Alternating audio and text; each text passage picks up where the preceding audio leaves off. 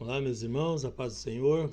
Continuando aqui a nossa série sobre celebrações com pão e vinho, e onde vamos pretendendo chegar na ceia de uma forma mais ampla, né? E mostrando as celebrações todas. Mas começamos com as primeiras celebrações, com a celebração de Melquisedeque e a primeira Páscoa. Mas eu quero abrir um parêntese aqui para falar da aproximação com Deus, porque para a gente celebrar, nós temos que nos aproximar de Deus. E essa aproximação ela tem regras, né? Tem um modus operandi interessante. Então é importante a gente aprender a se aproximar de Deus para dar continuidade. Por enquanto eu sugiro que vocês olhem aí no canal os vídeos anteriores para chegar, né, antes de continuar nesse vídeo aqui, porque esse aqui vai dar um sentido para aquilo lá e vai conectar com todo o trabalho que nós estamos fazendo aqui, tá bom? Bom, esse parêntese, né, para falar da aproximação, olha, Mateus 11, 28 diz assim: Vinde a mim todos que estáis cansados e oprimidos, e eu vos aliviarei. Então aqui diz que nós nos aproximamos de Deus e não Deus de nós. É nós que temos que nos chegar a Ele, né? Ele espera que o homem o adore, que o homem se aproxime dele, dentro, claro, das condições que ele mesmo estabeleceu para que o homem não faça isso de forma equivocada, tá? Então, aqui está um exemplo clássico, né? Vinde a mim, ele chamando as pessoas a se aproximar. Bom, essa aproximação nós chamamos de propiciação. Biblicamente falando, né? Essa palavra propiciação ela é cabível, porque propiciação é quando o homem faz algo para se aproximar de Deus. Ele faz alguma ação para ele se aproximar de Deus, tá? Inclusive, o ponto máximo dessa propiciação, dessa busca, tem até um nome para isso, que é o propiciatório, tá? Que nós vamos terminar nele aqui hoje, né? E a propiciação, ela aqui é cheia de figuras, né? Eu vou resumir isso ao máximo, vou tentar ser o mais natural possível. Eu vou citar alguns nomes em hebraico, não é para, é porque o nome em si ele carrega um significado importante, então é preciso, tá? Eu falo isso porque sou descendente, né? E também porque isso tem a ver com o que eu estou falando para vocês aqui, tá bom? Então algumas coisas eu vou citar aí, mas eu vou evitar também. Então eu vou diminuir aqui o máximo que der, porque isso aqui é maravilhoso, é cheio de símbolos e de figuras, e essas figuras trazem uma importância muito grande. Mas eu vou focar no nosso projeto de celebração, tá bom? Bom, só lembrando, antes de prosseguir também, que para a salvação não cabe sacrifício. Temos aquele versículo clássico, né, que está aí, vocês podem ver, havendo oferecido, o Senhor Jesus, né, havendo oferecido para sempre um único sacrifício pelos pecados. Então ele ofereceu o único sacrifício pelo pecado. Então não cabe mais sacrifício. Isso para a salvação. Agora, para aproximar de Deus, aí tem outras regras. Nós não estamos falando de salvação, né, de resolver o problema do pecado. Nós estamos falando de nos aproximar, nós estamos falando de propiciação, tá bom?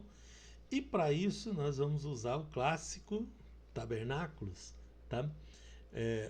O tabernáculo, ele foi traduzido como tabernáculo para o português, mas o nome é Mishkan em hebraico, tá? Mishkan é habitação. Tá vendo que tabernáculo não teria muito a ver, né? Se fosse o caso, né? A palavra tabernáculo não representa o que é.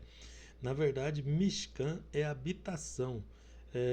Em hebraico, Beit é casa, tá? O Beit é casa. Mas habitação, habitar, morar é Mishkan. Então, o tabernáculo é uma forma onde Deus habita no meio do seu povo. Por isso né? Ele foi construído, para isso ele foi construído. Tá? Veja o que aconteceu. Êxodo 25, versículos 8 e 9. Deixei aí na tela. Eu estou deixando tudo na tela aqui para não ter que forçar vocês depois a ler esses versículos todos colocados aí na descrição. Tá? Já coloquei tudo aqui para facilitar. Me farão um santuário e habitarei no meio deles. Veja, farão um santuário e habitarei no meio deles. Então, o Mishkan se refere a isso, Deus habitando entre os homens, conforme a tudo que eu te mostrar, para modelo do tabernáculo e para modelo de todos os seus pertences, assim mesmo fareis. Então tem muito pertence, tem muitas coisas menores ali, que eu não vou me ocupar muito deles não, tá? Eu vou só pegar aqui o que é o principal para nós, tá? Eu deixei para vocês aqui esse tabernáculo aqui, é um modelo que foi construído lá em Tímina, né, no em Israel, no deserto, e ele está lá aberto à visitação e tal. E é uma réplica do tabernáculo original, tá? E aqui está, ele começa com uma porta de entrada, veja que ele só tem uma entrada, né, para dentro. Esse pátio que vocês veem dentro desses muros de couro aí, é o átrio, né, chamado de átrio, tá? Esse é o primeiro nível, né, da santificação que nós chamamos, tá? Nível de santidade. Então nós temos 3 níveis de santidade no tabernáculo, tá? O primeiro é o pátio ou átrio, tá? É chamado lá de átrio, né? O segundo é o lugar santo, que aqui na nossa imagem está representado por um corte lateral aí, né? Esse cômodo, né, que é a parte fechada, o átrio ou pátio é aberto, né? Ele só é cercado em volta. Já o lugar santo é tampado. Esse corte aí foi só para vocês entenderem, tá? O primeiro cômodo é um cômodo grande, tem 10 metros por 5, tá? E o Santo dos Santos, que é o terceiro nível, que é 5 por 5 de tamanho. Isso lá no deserto. Depois vem o Templo de Salomão, depois mudou a situação depois que construiu o lugar fixo, tá? Mas o modelo é esse aí também, tá? Depois lá no templo eles deveriam seguir isso aí. Então, quando nós nos aproximamos de Deus, nós temos 3 níveis para passar. Nós entramos no primeiro nível, só tem uma entrada para o primeiro nível, tá? Passamos para o segundo nível se conseguirmos concluir a primeira tarefa do primeiro nível, porque só vai para o segundo nível de santidade, tá? No caminho aqui, só vai para o segundo nível de santidade se eu cumprir a tarefa do primeiro, tá? E só chega na presença de Deus, no Santo dos Santos, se cumprir com o segundo, né? Com o segundo, tá? Quero lembrar vocês que as celebrações, também uma lembrança, porque eu coloquei nos outros vídeos lá, né? Elas todas têm um memorial passado, né? Para a gente se lembrar, tem a comunhão presente e tem a esperança futura, tá? São coisas passadas e coisas futuras. Por isso, eu vou dar uma mesclada nelas aqui com vocês, devagar, para não atropelar o entendimento do que nós nos propomos, tá bom? Veja, o átrio ou pátio, que é aquela parte cercada. Deixa eu voltar aqui e mostrar para vocês que esse pátio maior aí, cercado, né? É o átrio. Dentro dele nós temos uma porta, que é a porta de entrada, temos o altar, que é a primeira tarefa, e temos uma pia, que é a segunda tarefa. Vou chamar de tarefa aqui, tá? Esse pátio, essa porta inicial, né, é uma porta única, né? Não tem outro caminho para se chegar a Deus, não tem outro caminho para a presença de Deus, só tem um caminho, só tem um jeito, é entrar pela porta. Veja que Jesus disse: eu sou o caminho, a verdade e a vida, ninguém vem ao Pai senão por mim. Então, ele, o Messias esperado, o Messias enviado por Deus, é o caminho. Não tem outra forma de chegar ao Pai, tá? É essa porta que nós estamos esperando. No passado, né, ela era aberta a todos que viessem adorar, era proibida para os que não eram circuncidados, né? Ou seja, é para quem crê, é para quem aceita. Então entra na presença de Deus, é aquele que aceita. Só entra na presença de Deus aquele que pela fé assim o fizer, tá? No presente, né? Eu já li o versículo para vocês no início: vinde a mim, todos que estáis cansados. Mas o próprio Jesus disse, né? Entrai pela porta estreita, né? A porta é a porta única, é essa porta aqui. E essa porta tem regras, essa porta tem coisas que vai acabar dificultando e muita gente não quer passar por ela, ou muita gente não consegue cumprir com esses requisitos aí. E para o futuro aponta para quem conseguir esses níveis de santidade, entra no reino da promessa, entra, né, passa pela porta e entra na presença de Deus, tá? Bom, o primeiro obstáculo, primeira tarefa, o primeiro que você tem que fazer para entrar na presença de Deus é no átrio de bronze, porque no segundo nível tudo é de ouro, tá? No primeiro nível tudo é de bronze. Na verdade, são madeiras, né? Madeira de acácia, que é uma madeira muito dura, que é comum lá no Oriente Médio, tá? Revestida, no caso aqui, de uma liga de bronze, que é resistente ao calor, que é mais barato do que o ouro e por aí vai, tá? Então, ali no altar, né, a gente vê as pessoas comparando o altar como lugar da bênção, né? E toca no altar, e altar para lá, altar para cá. Deixa eu lembrar uma coisa para vocês: altar é lugar de sacrifício, é lugar de morte. O homem deveria morrer ali, porque ele é pecador. Ali morre um cordeiro, né? No lugar do homem, da pessoa, do pecador, mas é lugar de morte, é lugar de sacrificar, é lugar de abrir mão. É ali que você leva a sua oferta, é ali que você abre mão de certas coisas, porque até o cordeiro que vai sacrificar é seu. É o seu cordeiro que vai sacrificar, vai sair do seu bolso, vai sair da sua, tá? Do que você tem. Então é lugar de abrir mão, é lugar de morte, tá? O homem morre e nasce de novo. Aquela parábola lá do Novo Testamento está se referindo a nascer de novo, a pessoa largar as coisas velhas, abrir mão do que tiver de abrir mão para entrar na presença de Deus, porque para entrar na presença de Deus tem que passar por aí. Eu citei um versículo aqui, Êxodo 23:15, e ninguém apareça vazio perante mim. Esse versículo se repete 3 vezes no Antigo Testamento. 3 vezes o Senhor fala: ninguém venha perante mim vazio. Por quê? Ali você sacrifica, ali você leva, até você abre mão. Isso às vezes dói no ouvido de algumas pessoas que não gostam de ouvir isso, mas é o que está aí, está escrito aí na palavra de Deus, então eu não posso abrir mão disso. Tem uma coisa que eu queria falar para vocês. Tem muita gente pregando, eu já vi algumas vezes, tá? Por isso que eu estou falando isso, de que quando você leva uma oferta ou quando você leva um dízimo ao Senhor, você devolve o dízimo. Eu aprendi que se fala devolve o dízimo, que a gente devolve porque é de Deus, não é da gente, a gente está comendo o que é de Deus, aquela coisa toda. Tá?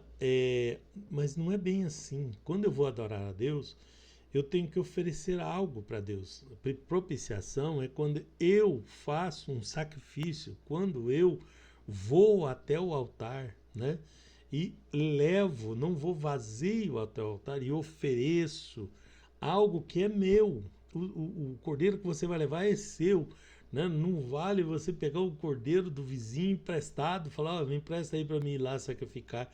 Ele não é seu, né? Ele não tem esse valor. Vale é o que é seu, né? Você não pode entregar o dízimo com o dinheiro do outro, né? Você tem que entregar do que é seu, porque isso é adoração. O Senhor falou: olha, você pega de tudo que eu te der, separa uma parte e leva ao Senhor. É assim que funciona. Então é um sacrifício pessoal, né? Não é devolver, é você pegar do que é seu e oferecer a Deus no altar. É você sacrificar, é o custo que você vai ter. Davi disse: eu não oferecerei sacrifício ao Senhor que não me custe nada, né? Porque isso faz parte da adoração. Se eu falar que eu estou devolvendo, como é que eu estou adorando? Se eu estou levando algo que não é meu, então não tem adoração aí. A adoração é quando eu pego o que é meu e ofereço a Deus em adoração. Fala: Senhor, eu te adoro com uma parte do que o Senhor me deu e coisa desse tipo, tá? Desculpa eu ser tão direto assim, mas isso vai causar bastante polêmica, então eu tenho que mostrar para vocês.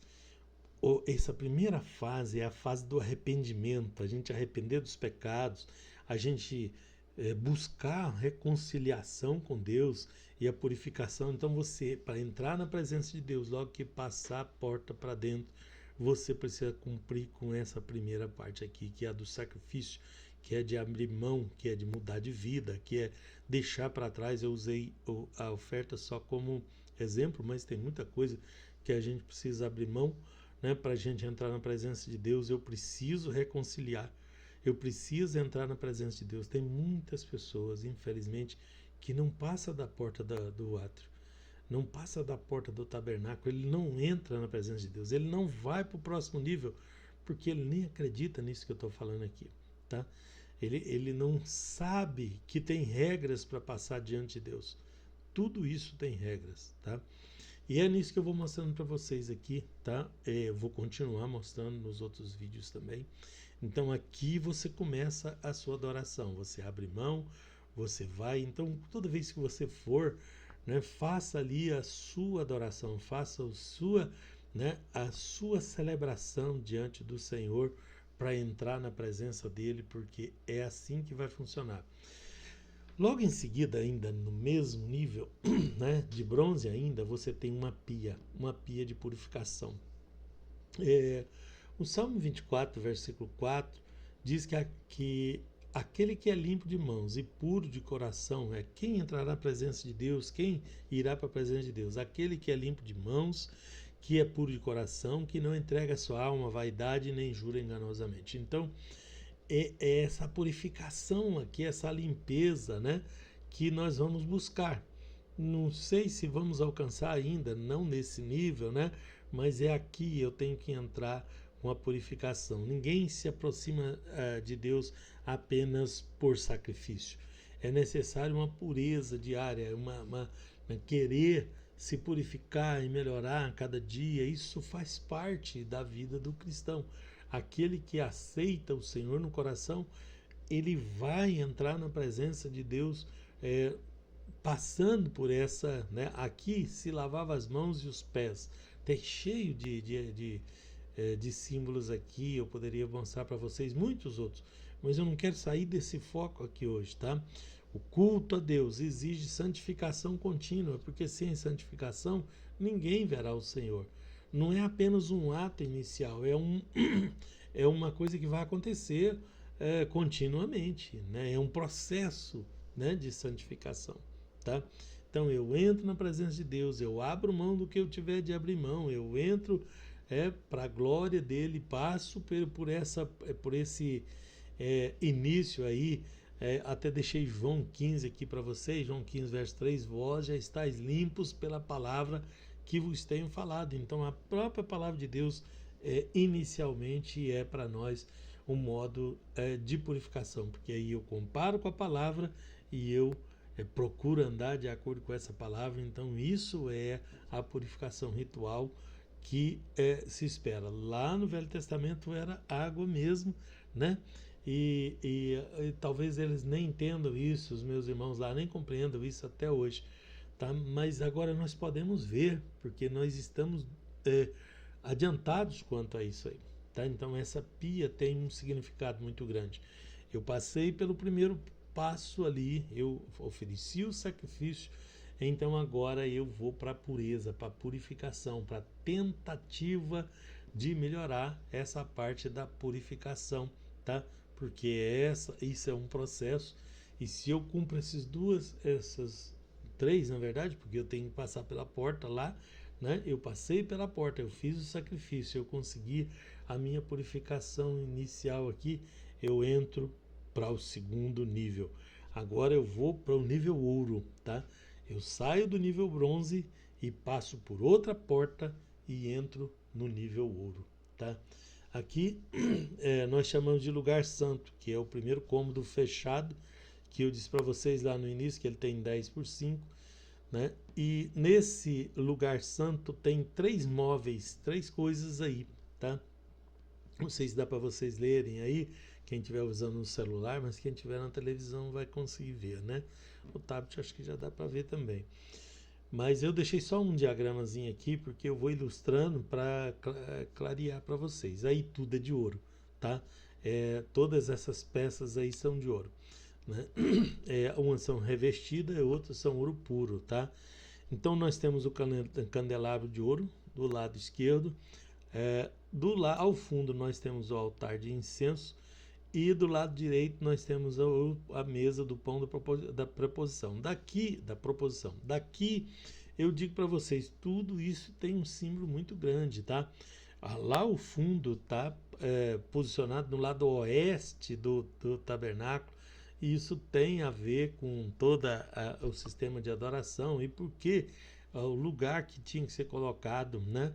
A posição, onde é que era a frente, onde é que é o lado, tudo isso tem significado, mas que para nós agora não vai acrescentar. O que vai acrescentar é eu explicar alguns detalhes para vocês aqui. O primeiro móvel que está aí dentro é um grande candelabro. Ele é bem alto, viu? Quase da altura de uma pessoa. E ele tem os potinhos de colocar o azeite dentro, né? É uma lamparinazinha no modelo antigo, com um paviozinho, e que era aceso, né? Que se acendia e ele ficava queimando ali, né? Então o símbolo dele, né? Era Deus como a verdadeira luz. Ele tem 7 pernas, tá? Isso é de ouro puro, batido, né? E essa luz tinha que ser acesa todos os dias, tá? Da mesma forma que outras coisas lá tinha, né? Tinha outros que tinha lá o altar que tinha que renovar e tal. Até o local tem que ser purificado, que é assunto para outro momento, tá? Mas o que essa menorá significa, né? Você agora está no segundo nível.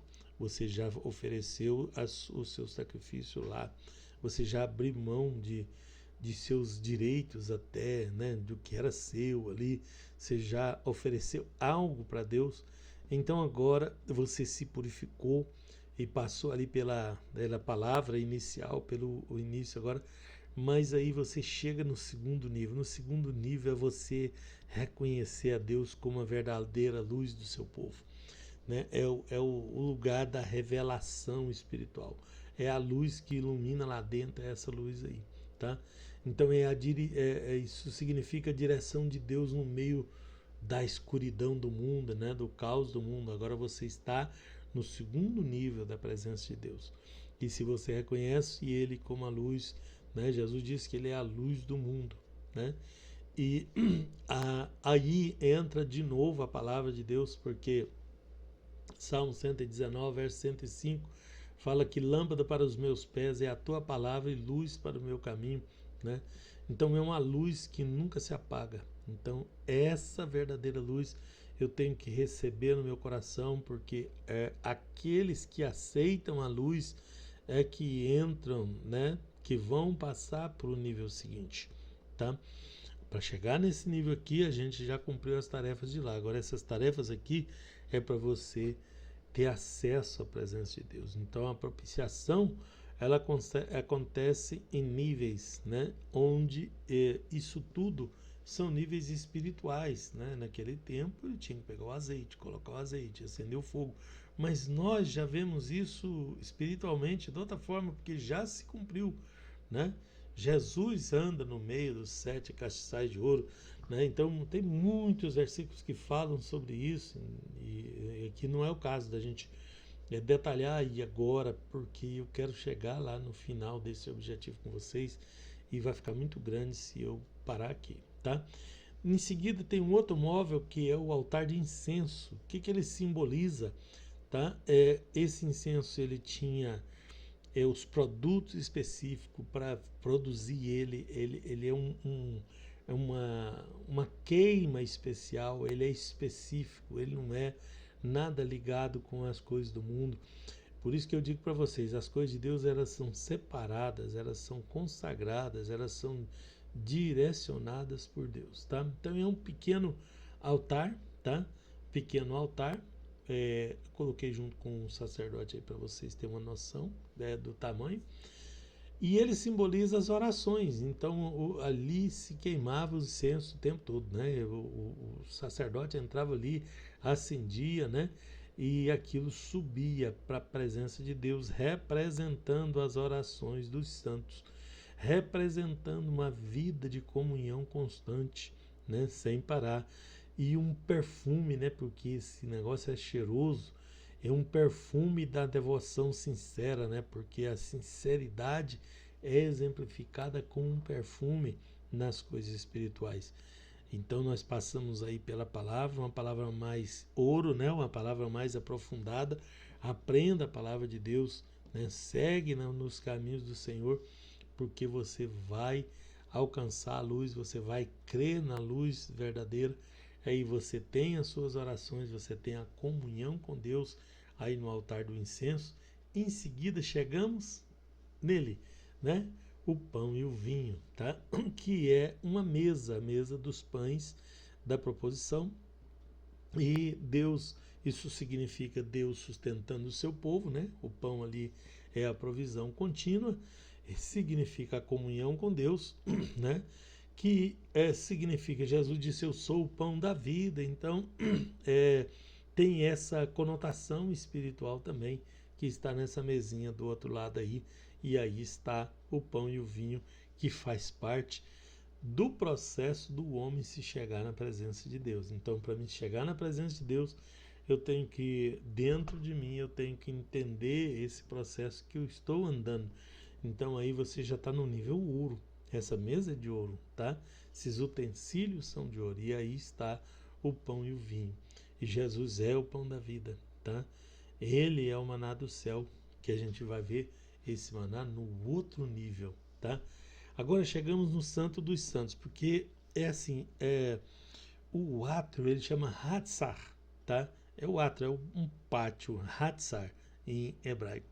Quando eu passo para o lugar santo, que é aquele que a gente viu anterior, né? Que é onde estão os três objetos aqui, né? O lugar santo. Aí esse é o Hakodesh. Hakodesh é o lugar santo, é o santo, né? Depois, em seguida, nós vamos para o Santo dos Santos, ou lugar santíssimo, né? Esse se chama Kodesh, que é santo, HaKodashim, né? Santo dos Santos, tá? Então, esse é um lugar chamado Santo dos Santos. Esse é o nível máximo, é o terceiro nível, né? É o nível máximo de santidade, porque eu já cumpri as tarefas dos níveis anteriores, e cumprindo fielmente as tarefas dos níveis. Eu estou falando isso para ilustrar. Isso tudo é espiritualmente, né? Eu espero que vocês estejam me entendendo aqui. Aqui você chega na presença de Deus, depois de passar por tudo aquilo. Você tem dois elementos aí. É um cômodo de 5x5. Tem a Arca da Aliança, que é essa parte de baixo, né? Embaixo. Tá vendo que tem dois anjinhos aí? Uma tampa. Essa tampa chama propiciatório. Então a propiciação, eu chegar na presença de Deus para Ele falar comigo, que eu venho lá da entrada até aqui para Deus falar comigo espiritualmente, vamos dizer assim. Aqui só o sumo sacerdote entrava uma vez por ano, mas lembrando vocês que quando o Messias morreu na cruz do Calvário, o véu do templo se rasgou de alto a baixo. Então temos acesso aos três níveis, tá? Mas os níveis são os mesmos. Você tem que passar pelo primeiro nível, pelo segundo nível e chegar aqui na propiciação, tá? O propiciatório é o lugar da presença de Deus, né? Se você pegar lá e ler por que ele foi criado, qual era a função dele, a presença de Deus se manifestaria aí, entre os dois querubins, no meio dos dois querubins. Mas embaixo disso, né, nós temos a Arca da Aliança, e dentro da Arca da Aliança nós temos três elementos também, viu? Que é três elementos lá, três elementos no meio, três elementos aqui, né? Para chegar na presença de Deus. Então, debaixo da presença de Deus, dentro da presença de Deus, temos o maná. O maná significa a provisão diária de Deus, né? O cuidado fiel de Deus, porque Deus é Deus, nosso Deus, todos os dias, 24 horas por dia. É fiel, tá? E então, Jesus é colocado como o pão da vida, tá? E esse maná representa isso agora no terceiro nível, porque já vimos os pães ali no outro nível anterior, mas esse nível aqui é o nível 3, é o nível máximo da presença de Deus, tá? Junto com o maná, aí eu coloquei uma ilustração aí também, tem a vara de Arão. A vara de Arão, ela fala da soberania de Deus na escolha, né, dos seus líderes, das pessoas, tá? A autoridade, né, a autoridade espiritual que vem de Deus e não dos homens. Então, a vara de Arão, Arão era o sumo sacerdote primeiro escolhido, tá? E que é Deus que escolhe, é Deus que mostra, é Deus que administra isso, tá? Então temos um potinho com maná, representando o pão da vida. Temos uma vara representando a autoridade espiritual que Deus coloca sobre cada um de nós. E temos as tábuas da lei, que significa, dentre outras coisas, a autoridade da palavra de Deus escrita, né? A santidade e o caráter de Deus dentro dessa palavra, a aliança com Deus baseada na obediência a essa palavra, né? E aí chegamos no nível máximo de santidade, no nível máximo de propiciação. E agora podemos então sentir ou experimentar a presença de Deus, porque passamos por todos os níveis de busca, tá? Em Números, né, no capítulo 14, versículos 29 e 30, Deus diz que todos daquela geração morreriam no deserto, menos dois, Josué e Caleb. Então, eu queria dizer com isso que muitas pessoas não vão chegar na presença de Deus. Muitos não vão conseguir, não vão querer abrir mão lá do primeiro, fazer parte do segundo e entrar no terceiro. Deus espera adoradores que o adorem em espírito e em verdade. Ele conhece o coração, ele sabe a intenção do coração, ele conhece a sua intenção. Então, chegar aí na presença de Deus tem essas regras, tá? E olha, de tantos lá, só 2 que entraram na terra de Canaã, na terra prometida. Isso está mostrando o que para nós? Que só aquele que é puro de mão, que tem um coração limpo, que busca verdadeiramente a morada de Deus, o Mishkan de Deus, é que vai chegar lá na presença dele finalmente, tá? Deus espera de nós, é isso, né? Deus espera de mim e de você que nós sejamos diante dele, que nós procuremos nos aproximar dele, né, pela fé todos os dias, e a gente pode fazer isso celebrando nas nossas celebrações, tá? As celebrações também têm regras, todas elas, e precisam ser observadas. Regras que vêm lá do original, mas que tem um cumprimento em Cristo e que nós precisamos entender, tá? O que eu queria era tentar ajudar você a entender, né? Para que nós possamos, juntos, nós possamos adorar a Deus na sua grandeza e na sua majestade. Amém? O de hoje fica por aqui. No próximo nós damos continuidade nas nossas celebrações. Deus abençoe em nome de Jesus.